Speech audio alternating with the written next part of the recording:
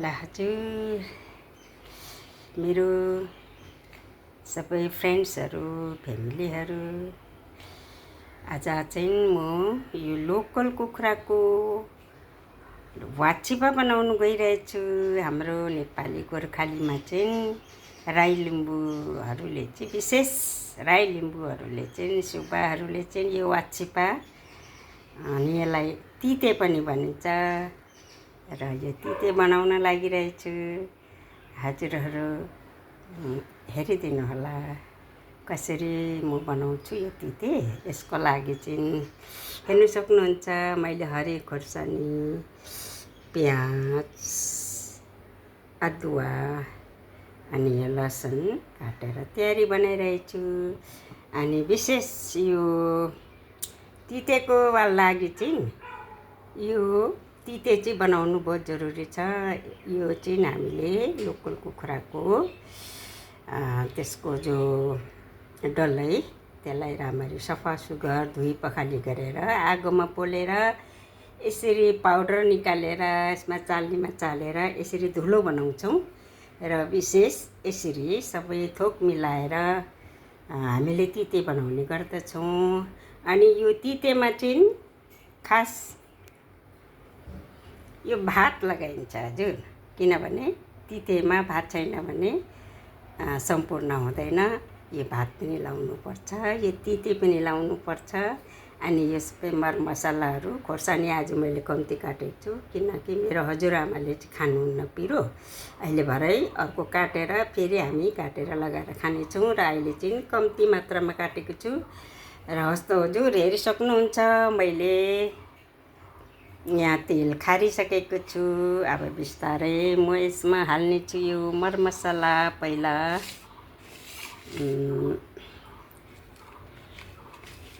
जो खोर्सानी हाले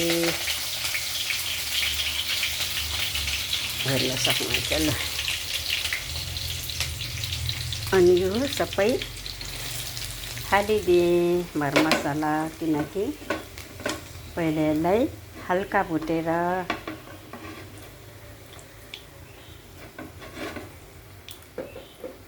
फ्राई गरेर चाहिँ मासु हाल्नुपर्ने हुन्छ र हेर्नु सक्नुहुन्छ यसरी मैले भुटेर यो यसलाई अलिक रातो बनाएर चाहिँ हामीले बनाउनु पर्ने हुन्छ तितेलाई।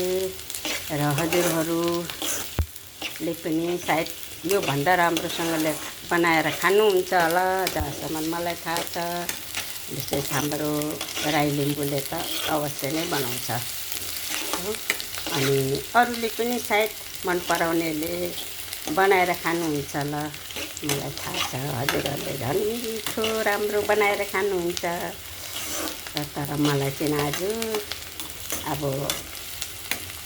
यसरी बनाएको हजुरहरूलाई देखाउनु मन लाग्यो।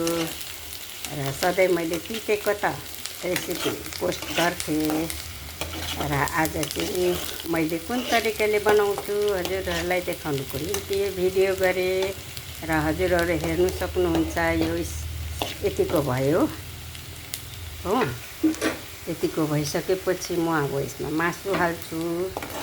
मासु हालेर फ्राई गर्नेछु र हजुरहरूले कसरी बनाउनुहुन्छ अगर बनाउनुहुन्छ भने हजुरहरूले पनि कमेन्टमा भनिदिनु होला कि यसरी बनाउनु पर्छ भनेर।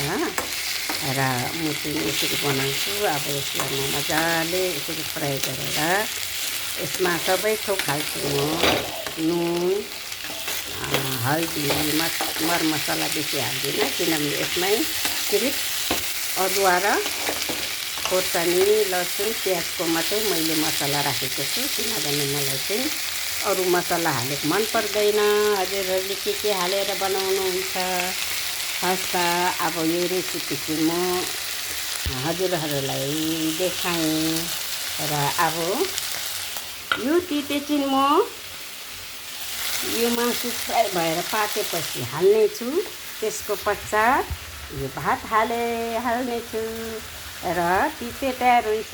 र हजुरहरूलाई अब यति नै देखाउँदै जब म यो रेडी हुन्छ ती चाहिँ हजुरहरूलाई पोस्टमा पनि राख्नेछु। खासका हजुरहरूलाई धेरै धेरै थ्याङ्क यू भेरी मच। यो भिडियो हेरिदिनु भएकोमा र सबैलाई धेरै धेरै याद गर्दै बेस्ट अफ लक भन्दै बाई।